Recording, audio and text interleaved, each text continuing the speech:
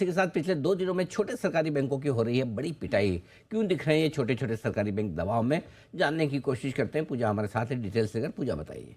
बिल्कुल, 2 दिनों से काफ़ी ज़्यादा पिटाई हो रही है ना मिड कैप सरकारी बैंकों की। और इसकी वजह ये है, जब हमने पता करने की कोशिश की तो क्यूआईपी के बाद हम देख रहे हैं कि ये सरकारी बैंक काफ़ी ज़्यादा टूट रहे हैं। पंजाब एंड सिंध बैंक करीब करीब 25% टूटा, सेंट्रल बैंक 11% नीचे है और आज भी इन दोनों स्टॉक में करीब 8 से 9% की गिरावट है। आईयूबी यूको बैंक नीचे ही थे, लेकिन थोड़ी देर पहले हमने देखा कि यहाँ पर हल्की रिकवरी आई है। लेकिन हमने देखा कि क्यूआईपी के बाद से इन बैंकों में गिरावट जारी है। और वजह ये थी कि ये बैंक जो क्यूआईपी लेकर आए थे उसमें ज़्यादातर जो अलॉटमेंट देखने को मिले हैं वो एलआईसी और एनपीएस जो हैं, नेशनल पेंशन स्कीम, वहाँ पर ज़्यादा सब्सक्रिप्शन देखने को मिले हैं। बड़े एनएचआई या फिर पी कंपनियों का यहाँ पर इंटरेस्ट देखने को नहीं मिला। इन्होंने दिलचस्पी ही नहीं दिखाई। काफ़ी जगह तो ऐसा भी देखा गया कि इन बैंकों ने आपस में एक दूसरे के क्यूआईबी सब्सक्राइब कर लिए हैं।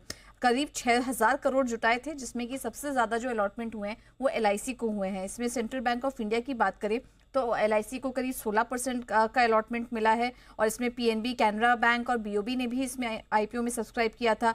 यूको बैंक के केस में एलआईसी को 24% अलॉट हुए। पंजाब एंड सिंध बैंक के केस में एलआईसी को करीब 16% सब्सक्राइब हुए हैं। और आईओबी के केस में अगर हम देखेंगे तो एलआईसी को 35% सब्सक्राइब हुआ है क्यूआईपी के जरिए, जो भी अलॉटमेंट देखने को मिले हैं।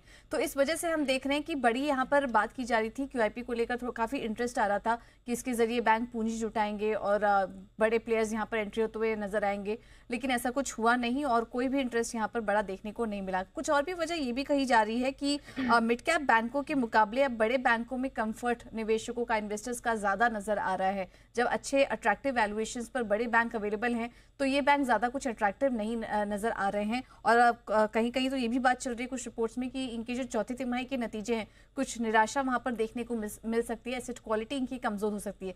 तो ये कुछ काफ़ी सारे फैक्टर्स हैं जिसकी वजह से हम देख रहे हैं कि मिड कैप जो छोटे मझोले सरकारी बैंक है वहाँ पर दबाव बना हुआ है। ओके, तो ये है सरकारी बैंकों पर दबाव की वजह। सनी जी से जानते हैं क्या करना चाहिए सरकारी बैंकों में। आज ओएमओ के ऐलान के बाद वैसे बैंक वापस रिकवर तो होने लगे हैं निचले स्तरों से। सर, क्या आपका व्यू है, क्या कुछ पसंद है तो बताएं।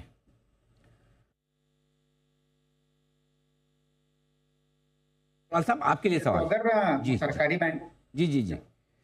या सरकारी अगर बैंकों की बात करें तो I think again frontline bank में ही रहना पसंद करेंगे। जैसे Canara bank, bank of Baroda, Indian bank, जहां रिलेटिवली वैल्यूएशन भी रीजनेबल है और जो ग्रोथ आउटलुक है वो भी तकरीबन 10-11% लोन बुक ग्रोथ आउटलुक है। तो मुझे लगता है कि जो फ्रंटलाइन बैंक है, एक जो मिड साइज बैंक है बैंक ऑफ महाराष्ट्र, जहाँ काफी स्ट्रांग नतीजे आ रहे हैं, वहां मैं बैंक बाय ऑन डीप की रणनीति सुझाना चाहूंगा, क्योंकि थोड़ा सा वैल्यूएशन वहाँ रिलेटिवली एक्सपेंसिव है। तो अगर कहीं ड्यू टू करेक्शन 40 के आसपास के रेट में कहीं बाय करने का मौका मिलता है तो bank of Maharashtra among the smaller bank can be accumulated. Okay, चलिए, तो फिलहाल सरकारी बैंकों पर ये राय बनती हुई, लेकिन आइए एक बिल्कुल